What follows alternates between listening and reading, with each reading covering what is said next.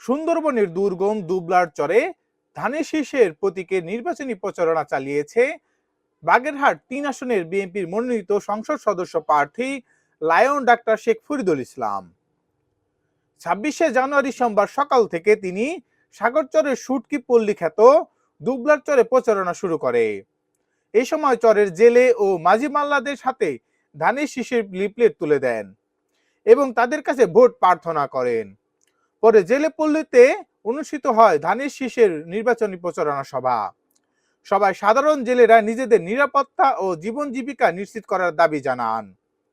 এই বিষয়ে বিএনপি প্রার্থী শেখ ফরিদুল ইসলাম বলেন, নির্বাচিত হলে জেলেদের জন্য সাগর পাড়ে প্রয়োজন অনুযায়ী সাইক্লোন শেল্টার, ভাসমান হাসপাতাল নির্মাণ, সুপ্রিয় পানির ব্যবস্থা এবং জলদস্যু প্রতিরোধে কার্যকর ভূমিকা নেওয়া হবে। পাশাপাশি জেলেদের জীবন জীবিকার মান উন্নয়নে কাজ করার আশ্বাস দেন তিনি।